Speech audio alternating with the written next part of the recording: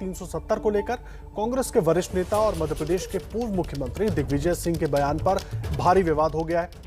दिग्विजय सिंह के पाकिस्तानी पत्रकार के साथ क्लब हाउस चैट में कहा गया है कि अगर कांग्रेस सत्ता में आई तो वो जम्मू कश्मीर में धारा 370 को खत्म करने के फैसले पर फिर से विचार कर सकती है। इस बयान की बीजेपी की ही तरफ से ये बयान जारी किया गया है। इसके बाद बीजेपी के तमाम नेता कांग्रेस की घेराबंदी में जुट गए। सबसे पहले सुनिए दिग्विजय सिंह ने क्या कहा। Democracy was not there in Kashmir when they revoked Article 370. Then Insaniyat was not there because they put everyone behind bars. And Kashmiriyat is something which is basically the fundamentals of secularism. Because in a Muslim majority state, there was a Hindu Raja, and both worked together. In fact, the reservation in Kashmir was given to the Kashmiri Pandits in government services. So therefore, the decision of revoking Article 370 and reducing the statehood of J&K is extremely, I would say, sad decision. And the Congress party would certainly have to have a relook on this issue. Digvijay Singh के बयान पर BJP ने बाकायदा press conference कर आरोपों की झड़ी लगा दी है। बीजेपी के राष्ट्रीय प्रवक्ता संबित पात्रा ने कहा कि दिग्विजय सिंह ने सोची समझी साजिश के तहत ये बयान दिया है और उसके पीछे राहुल गांधी है। सुनिए संबित पात्रा ने क्या कहा। कोई नई बात नहीं, ये वही दिग्विजय सिंह है जिन्होंने पुलवामा हमले को एक दुर्घटना मात्र बता दिया था। आतंकवादी घटना बताने से भी वो कतरा रहे थे। ये वही दिग्विजय सिंह है जिन्होंने कहा था 26/11 तो आरएसएस की साजिश है और किस प्रकार से उस समय पाकिस्तान को क्लीन चिट देने का प्रयास किया था।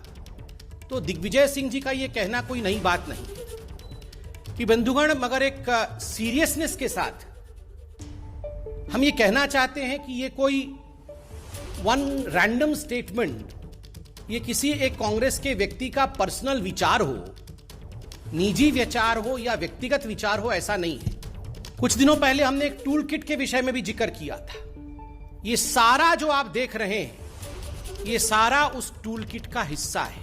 All this is part of the tool kit of Congress party. Bharat को किस प्रकार से अपदस्थ करना है, हिंदुस्तान के खिलाफ किस प्रकार से बोलना है, मोदी जी के खिलाफ किस प्रकार जहर उगलना है, भले उसके लिए पाकिस्तान, चीन इत्यादि से समर्थन क्यों न लेना पड़े, ये सारा कुछ कांग्रेस के उस टूल किट का हिस्सा है जिस टूल किट के विषय में भारतीय जनता पार्टी ने खुलासा भी किया था और हमारे तमाम बड़े नेताओं ने कांग्रेस का पर्दाफाश किया था।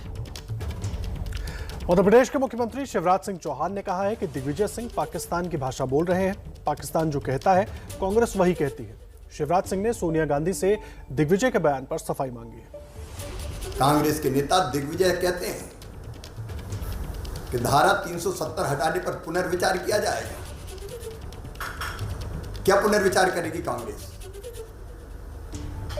क्या फिर से धारा 370 थोप के अलगाववाद को हवा देगी, आतंकवाद को प्रश्रय देगी?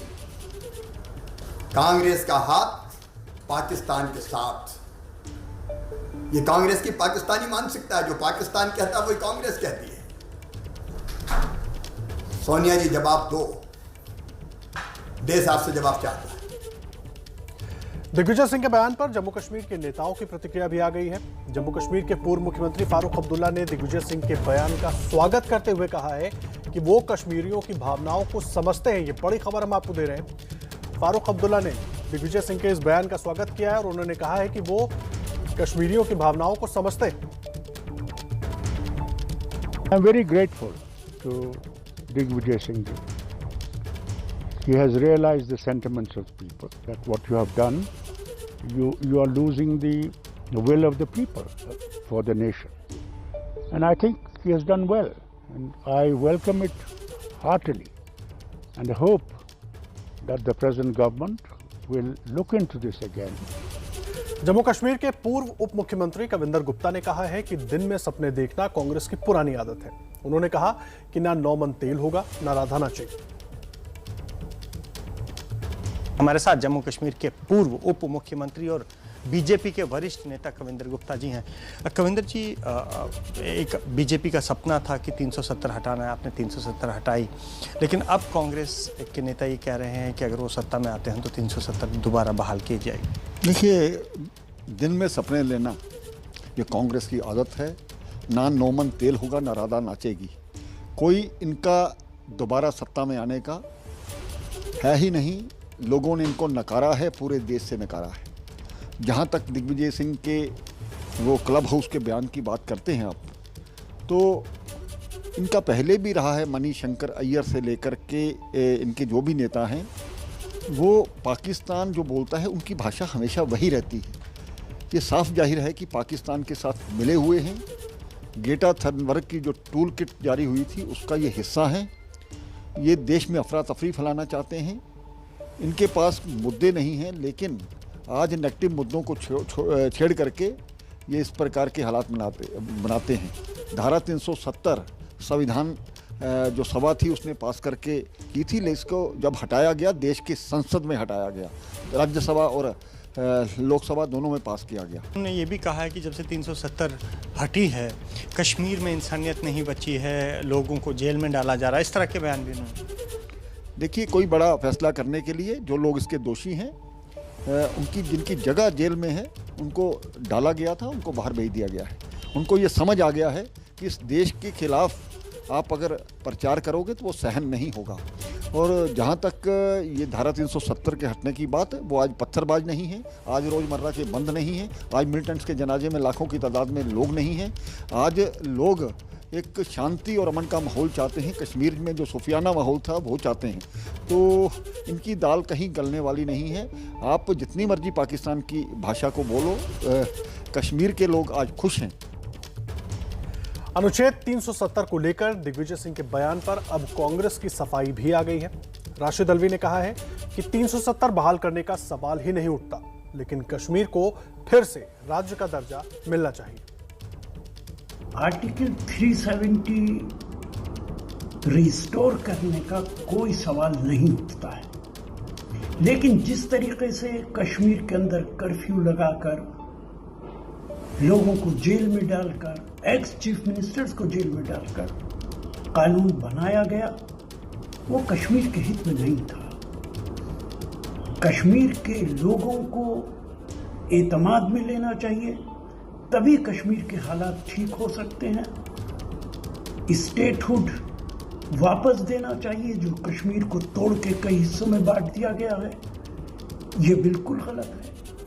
कश्मीर को एतमाद में लिए बिना, कश्मीर के लोगों को एतमाद में लिए बिना कश्मीर के हालात ठीक नहीं हो सकते। भारतीय जनता पार्टी के नेता मुद्दों से ध्यान भटकाने में माहिर हैं, झूठ परोसने में माहिर हैं, भाजपा की आईटी सेट डर्टी पॉलिटिक्स करने में माहिर है। अब दिग्विजय सिंह जी के एक ऑडियो को लेकर चालू हो गए कि दिग्विजय सिंह जी ने धारा 370 को हटाने की बात कही। मैं समझता हूं भाजपा के नेताओं को पहले उनका ऑडियो पूरा सुनना चाहिए, फिर डिक्शनरी का अध्ययन करना चाहिए और शेल और कंसिडर में क्या अंतर है इसको समझना चाहिए। दिग्विजय सिंह जी ने कभी नहीं कहा कि हमारी सरकार आई तो हम 370 वाले निर्णय को पलट देंगे। उन्होंने कहा कि हम स्थानीय जनता वहां की चाहेगी तो हम इस पर विचार करेंगे। तो लोकतंत्र का असली स्वरूप ही है कि यदि जिनके लिए कोई निर्णय लागू किया है, यदि वहां की स्थानीय जनता कुछ चाहती है, यदि उनके कोई विचार हैं तो उस पर विचार किया जाए। तो दिग्विजय सिंह के क्लब हाउस पर दिए गए एक बयान से किस तरह से विवाद खड़ा हो गया वो तो आपने देखा, लेकिन इस पर अब अलग अलग पक्ष क्या कह रहे हैं वो जानने के लिए हमारे साथ हमारे दो सहयोगी प्रशांत और जैनेन्द्र दोनों जुड़ गए हैं। प्रशांत, मैं आपका रुख कर रहा हूं। दिग्विजय सिंह ने एक बयान दिया, उसके बाद विवाद शुरू हो गया। अब बीजेपी इस मौके को लेकर चूकने के मूड में है नहीं, लगातार हमलावर हो रही है। बिल्कुल, देखिए आदर्श, मैं वही आप जितने बीजेपी नेताओं का आपने बयान सुनाया उससे ये बिल्कुल साफ है कि बीजेपी को एक और मौका हाथ लगा। और ये देखिए, ये जो मुद्दा है, दिग्विजय सिंह के पहले भी इस तरह के बयान आते रहे हैं और बीजेपी ने लगातार इस मुद्दे पर कांग्रेस को घेरा है। चाहे वो राहुल गांधी का कोई बयान हो, इस तरह से जो एक पुलवामा हमले के बाद उनका एक बयान आया था खून के दलाली वाला, उसको लेकर बीजेपी को एक मौका मिला है। और लगातार आपने संबित पात्रा को सुना, उन्होंने गंभीर आरोप लगाए हैं न सिर्फ कांग्रेस पार्टी पर बल्कि राहुल गांधी पर। और गिरिराज सिंह ने तो ये ट्वीट करके कहा है कि जो दिग्विजय सिंह ने कहा है वो राहुल गांधी दरअसल कहना चाहते थे और दिग्विजय सिंह ने राहुल गांधी की बात को सामने रखा है। तो निश्चित तौर पर बीजेपी को एक मौका मिला है और उसको ये हाथ से जाना नहीं चाहेंगी। कांग्रेस बैकफुट पर रहेगी अगर ये मुद्दा और आगे बढ़ता है, और बीजेपी इस बात को अच्छी तरह जानती है। और इसलिए बीजेपी ने चौतरफा हमला एक तरीके से न सिर्फ दिग्विजय सिंह और कांग्रेस पार्टी पर किया बल्कि सीधा सीधा राहुल गांधी पर भी हमला किया। जी, आप रहे प्रशांत जैनेंद्र भी जुड़े हुए। जैनेंद्र, कांग्रेस की तरफ से आधिकारिक तौर पर अभी कोई प्रतिक्रिया आई है? क्योंकि प्रेस कॉन्फ्रेंस भी होनी थी, उसको लेकर के भी जानकारी दीजिए। और आधिकारिक तौर पर क्या कुछ प्रतिक्रिया कांग्रेस पार्टी की तरफ से इस पर दी जा सकती है?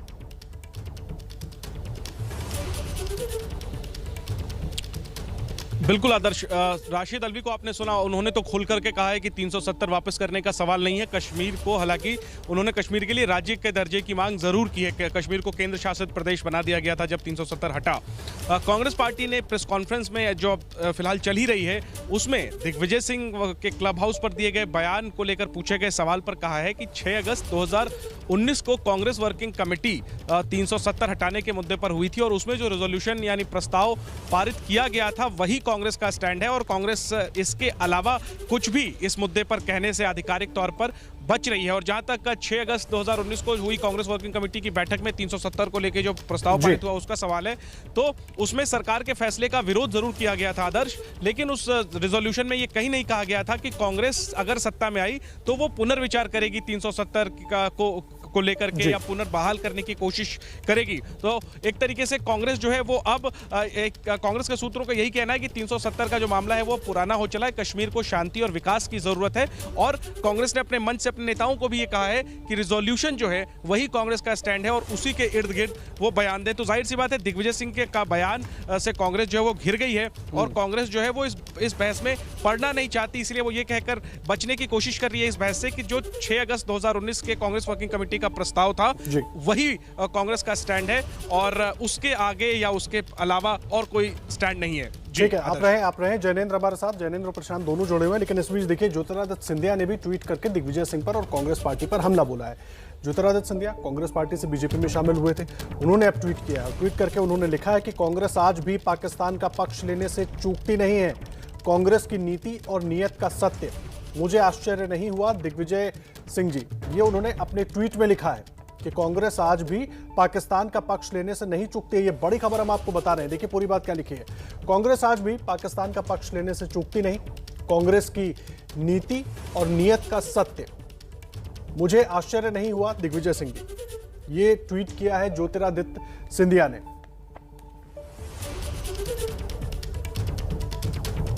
और देखिए कांग्रेस पर अब हमला बोला है ज्योतिरादित्य सिंधिया ने। उन्होंने लिखा है कि कांग्रेस आज भी पाकिस्तान का पक्ष लेने से चूकती नहीं है। कांग्रेस की नीति और नीयत का सत्य मुझे आश्चर्य नहीं हुआ है। हालांकि जब एबीपी न्यूज ने दिग्विजय सिंह से बात करने की कोशिश की, हमारे सहयोगी आशीष सिंह ने काफी देर पहले उनसे बात की थी, तो उनका कहना था कि अमित मालवीय पर उन्होंने निशाना साधा था कि शैल और कंसीडर के बीच का फर्क शायद वो नहीं समझ पा रहे हैं। मैंने अपने बयान में कंसीडर शब्द का इस्तेमाल किया था, लेकिन उसके बाद भी बीजेपी लगातार क्लब हाउस चैट को लेकर हमलावर है। और देखिए चैट पे उन्होंने सफाई दी है और सफाई में क्या कुछ कहा है वो भी एक बार आपको दिखा देते हैं। दिग्विजय सिंह ने अपनी सफाई में जो क्लब हाउस चैट सामने आया है, अमित मालवीय ने जिस क्लब हाउस चैट को जारी किया ट्विटर पर अपने ट्विटर हैंडल से, उस पर दिग्विजय सिंह ने क्या कुछ कहा है वो भी एक बार आपको दिखा देते हैं।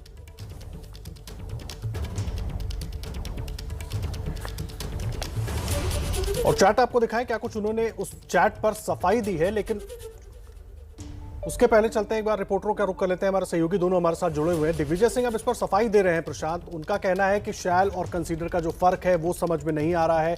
ये आखिर इस सफाई को किस तरीके से माना जाए, क्योंकि उसमें तो बहुत सारे लोग उस क्लब हाउस चैट में शामिल थे। देखिए आदर्श, आपने संबित पात्रा को सुना, उन्होंने अपने प्रेस कॉन्फ्रेंस में ही कहा कि कांग्रेस पार्टी जब भी इस तरह का बयान देती है वो आरोप लगा रहे थे, बाद में वो ये कहकर पल्ला झाड़ लेती है कि ये फला नेता का ये निजी बयान था। तो दिग्विजय सिंह सफाई जरूर दे रहे हैं, लेकिन आप ये तय मानिए कि अब ये मामला बढ़ता जा रहा है। आपने सुना शिवराज सिंह चौहान ज्योतिरादित्य सिंधिया, आप समझ सकते हैं कि चूंकि मध्य प्रदेश से आते हैं दिग्विजय सिंह, वहां का जो रीजनल पॉलिटिक्स है उसके लिए भी, उसके चलते भी शिवराज सिंह चौहान, ज्योतिरादित्य सिंधिया सब दिग्विजय सिंह पर हमला कर रहे हैं। तो एक बार ये बयान आ गया है, अब ये मामला बढ़ता ही जाएगा, ये तय मानिए। और संबित पात्रा ने खुद ही कहा था कि अगर कांग्रेस ये भी कहती है कि ये किसी नेता का निजी मामला है, उसको उन्होंने खारिज कर दिया था और तमाम उदाहरण दिए थे कि मणिशंकर अय्यर, राहुल गांधी, शशि थरूर, सभी नेता बारी बारी से समय समय पर इस तरह के बयान देते रहते हैं, ये आरोप लगाया था संबित पात्रा ने। तो जाहिर तौर पर दिग्विजय सिंह अब सफाई जरूर भले दें, लेकिन अब ये मामला बढ़ेगा और बीजेपी, जैसा हम पहले भी कह रहे थे कि एक मौका हाथ लगा है और लगातार वो हमलावर हो रही है राहुल गांधी, कांग्रेस पार्टी और दिग्विजय सिंह पर।